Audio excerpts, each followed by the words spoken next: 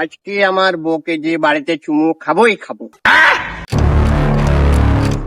কেউ আটকাতে পারবে না। আমার বউকে চুমু খাবো বাড়ি যেতা। अच्छा কিন্তু 1 সেকেন্ড, আমার বউটা আছে কোথায়, এটাই তো বড় কথা। বিয়ে করলাম আমার पाक पाक पाक पाक पाक पाक আমি মাল ছাড়া কারো নয় এইটুকু খেয়ে কি নেশা